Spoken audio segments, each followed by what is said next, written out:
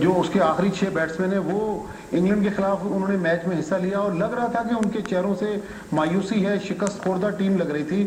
اور پھر جو پرائز ڈسٹریبیوشن تھی میچ کے بعد اس میں بھی پاکستان کی ٹیم نے حصہ نہیں لیا. تو پاکستان ٹیم کی باڈی لینگویج جو تھی وہ بہت سارے سوالات کو جنم لیتی ہے.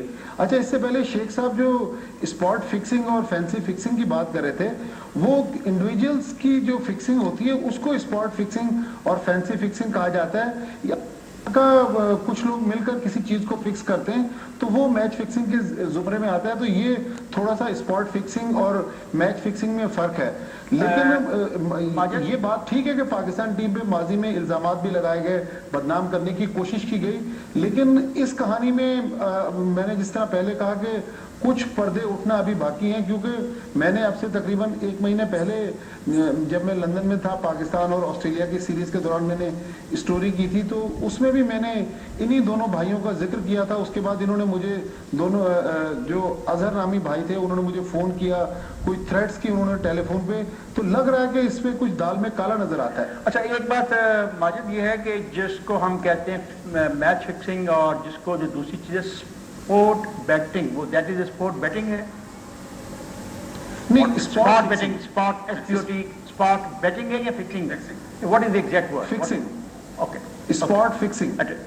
یہ کہہ رہے ہیں کہ ان میں اس میں افتخار صاحب انڈیویجول مثال کے طور پہ محمد عامر سے کہا جاتا ہے کہ آپ نے یہ بال نو بال کروانی ہے، اس کو کہا جاتا ہے اسپاٹ فکسنگ. نہیں، لیکن اس میں دیکھیں ماجد، یہ سوال بھی تو آتا ہے نا کہ یہ جو ہم دیکھ رہے ہیں ویڈیو، اس کے بارے میں کس طرح یقینی طور پہ کہا جا سکتا ہے یہ اوریجنل ہے، اور یہ کیوں نہیں ہو سکتا کہ یہ ویڈیو پہلے دیکھنے کے بعد سارے الزامات لگائے گئے ہوں؟ کیونکہ 36 گھنٹے کا اس میں گیپ بھی تو ہے نا.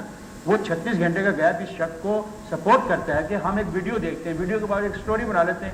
اس لیے بھی تو ہے نا ایک پوائنٹ آف ویو، کیونکہ ویڈیو تو پہلے ریکارڈ کی گئی ہے. آپ نے صحیح کہا کہ ابھی جب تک انویسٹیگیشن پہلے ریکارڈ کی گئی کچھ کہا نہیں جا سکتا. لیکن پاکستان ٹیم کے جو سورسز ہیں، پلیئرز کے جو آپس میں گروپس ہیں، وہ بتاتے ہیں کہ کچھ معاملات جو ہیں وہ گڑبڑ ہیں. شاشق یہ کہہ رہے ہیں، ماجد کہہ رہے ہیں کہ باڈی لینگویج اور پلیئرز کے اندر کی جو ان فائٹ ہے وہ ثابت کرتی ہے کہ کچھ نہ کچھ گڑبڑ ہے. کیا بولوں؟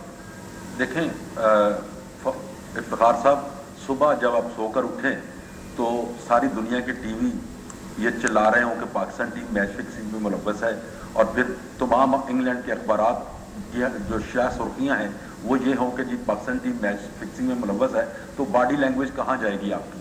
آپ تو گھر سے جب نکلیں گے تو مردوں کی طرح نکلیں گے گردنیں جھکا کے. تو پاکستان ٹیم اس کیفیت میں تھی، وہ میں نہیں کہہ سکتا.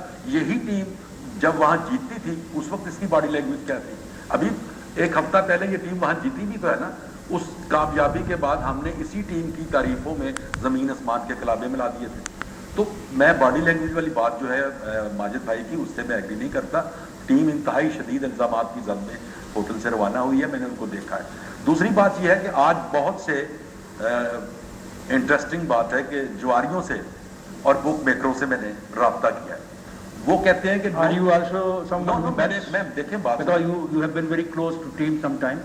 میری رپورٹنگ کا جو حصہ ہے لاہور ریس، مثلا لاہور ریس کلب جو ہے وہ میری بیٹ ہے، ادارے نے وہ میری بیٹ رکھی ہوئی ہے.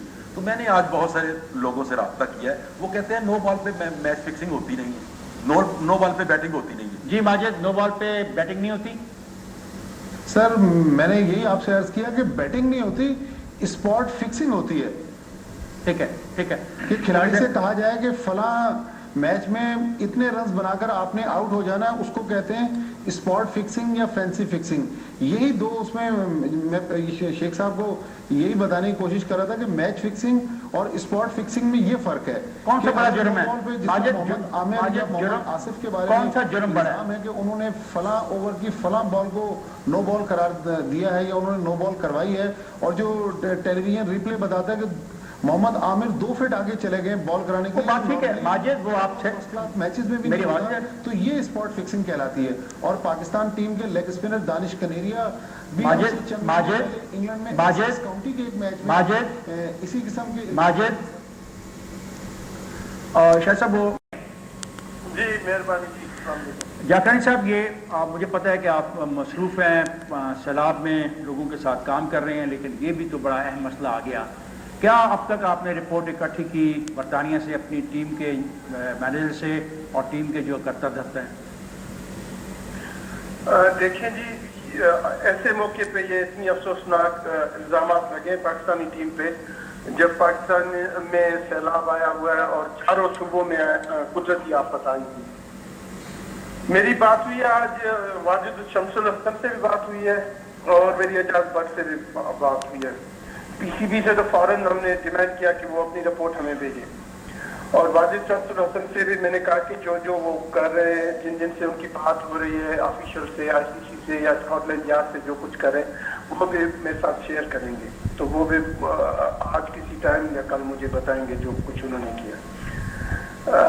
कहने का ये है कि क्रिकेट एक ऐसा गेम है जिससे हमारी आवाम बेहद मोहब्बत करती है और उनको बहुत तकलीफ होती है जब इस तरह के इल्जाम आते हैं। बड़ी तकलीफ है इल्जाम से, इसमें कितनी सच्चाई है हम इंतजार कर रहे हैं स्कॉटलैंड यार्ड की जो रिपोर्ट उन्होंने कहा कि 96 आवर्स में वो देंगे, देखें कि उनकी इन्वेस्टिगेशन क्या कहती है, उसके बाद हम पोजीशन में होंगे कि क्या एक्शन लिया जाए।